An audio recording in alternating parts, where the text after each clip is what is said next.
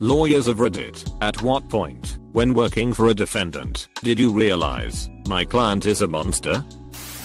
I'm on the other side, but I've got a defendant who went to prison for starving 3 adopted children to the point that they needed weeks of hospitalization, then got out of prison and married a guy with children so that she could start starving them too. Listening to her interview, where she attempts to justify what she did to both sets of kids, disturbed me more than any of the murder cases I've worked on.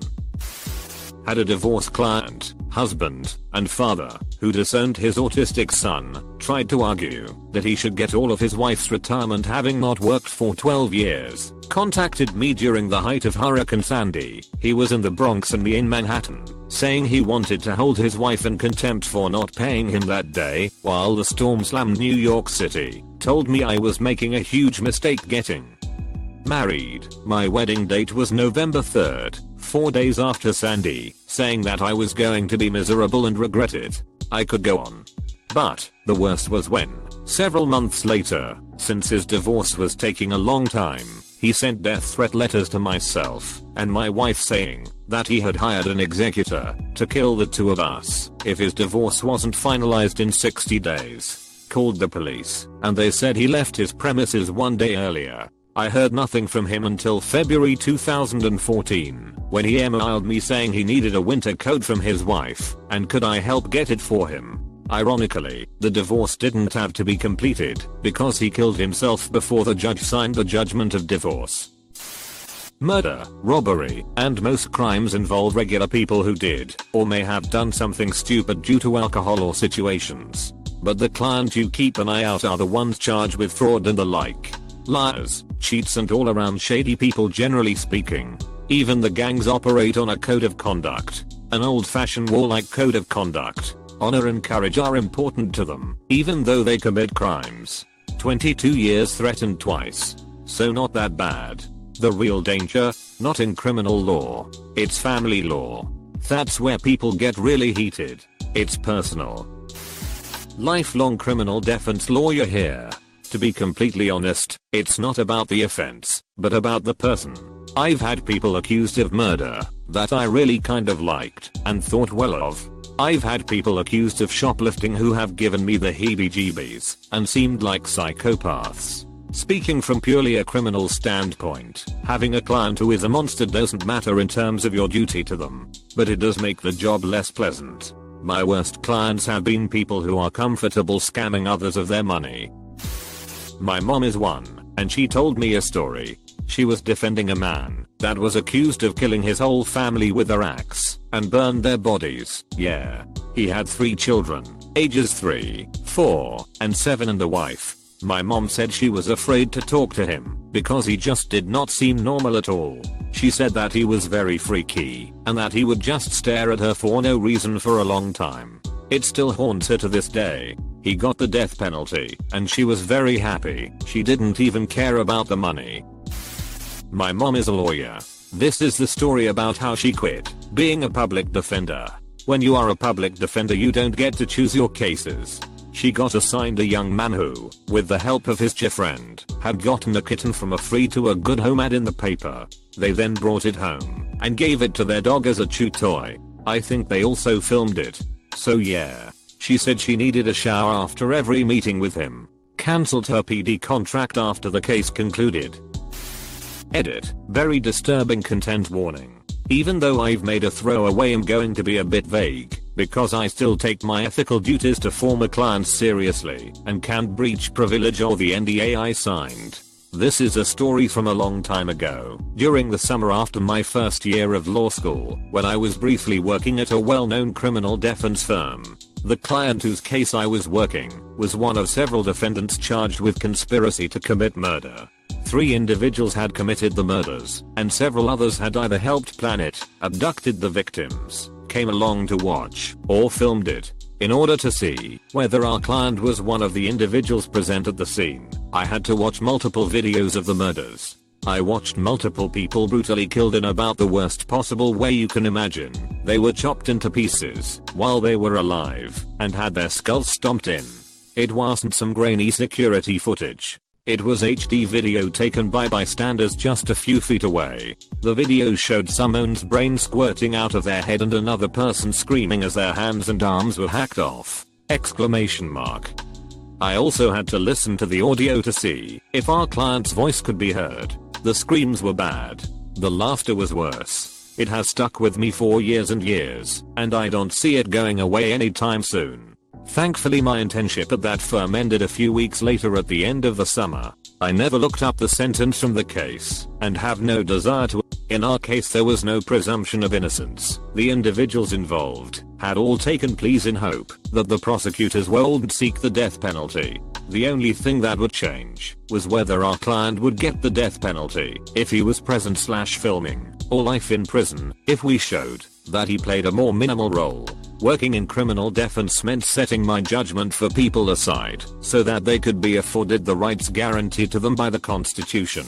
I still did my job to the best of my ability, but I found myself lying awake at night for several weeks in a row, praying to every god that I knew that each of those motherfuckers involved would fry in the electric chair, and that someone would laugh at their screams too. After that internship, I never returned to criminal law. I now practice civil law, where I help people recover for wrongs done to them.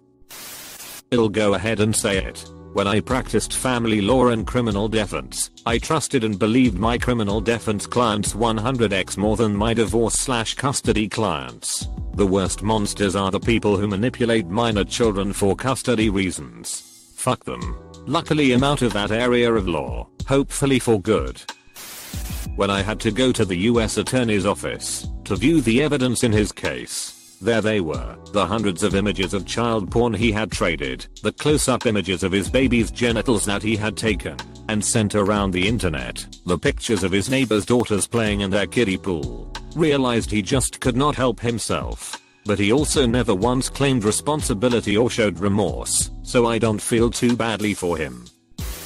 She tried to sell her baby. I found out during a hearing, in front of the judge.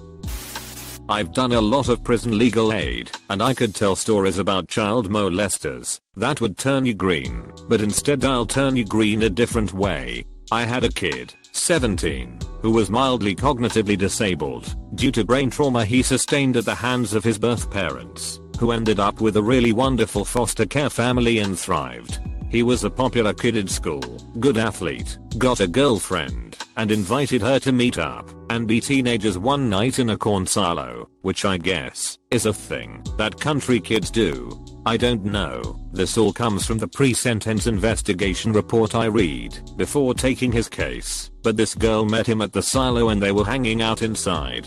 By his account, they were having a nice time, and he was really enjoying himself. Then for no particular reason, he picked up a 2x4 and bashed her skull in. He then used a combination of very crude farm implements, shovels, hose, to chop her body up and bury it in the corn, and went home like nothing had happened. Hey, you asked.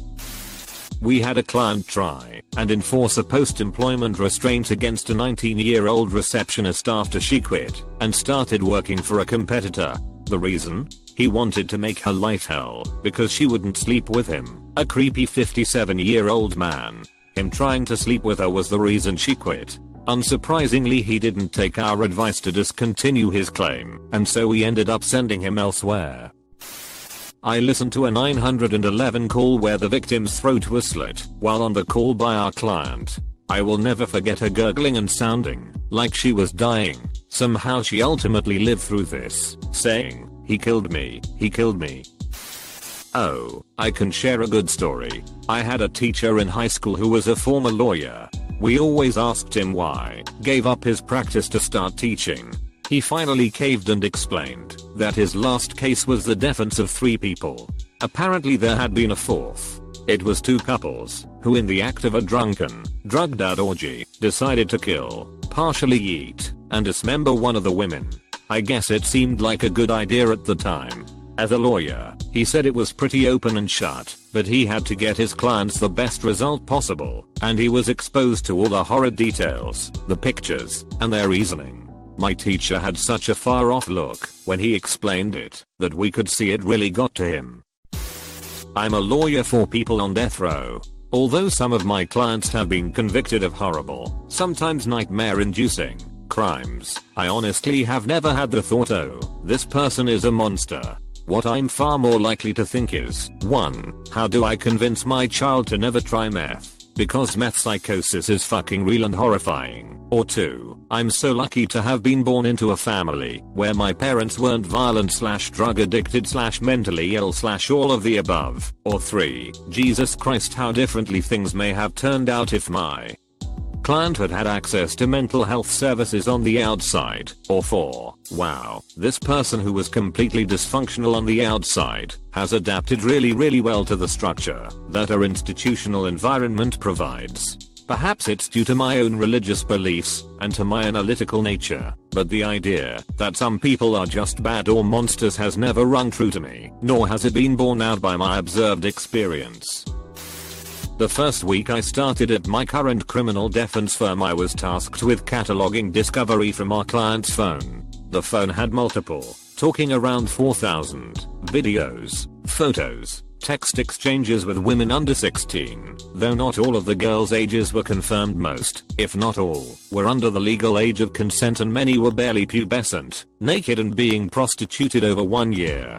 He would lure these girls in exchange for drugs. Nothing felt totally bizarre until I came across one video where he was clearly forcing himself upon a literal child who was so high on benzodiazepines, not willingly but rather forced, and choking her in the process. When our firm confronted him, he said he was in love with her and that's why he did it. He would also take these girls to hotels and make them have sex with one another while he taped, but nothing beat what I said above. Pretty horrifying stuff for my first week on the job. My general psychology professor worked for the state of Arkansas assessing criminals to see if they would qualify as criminally insane. He told us a story one time about a guy who would get glass shards and hide them underneath his skin, presumably to use at a more opportune time. He said his interview with the guy made the hairs on the back of his neck stand on end.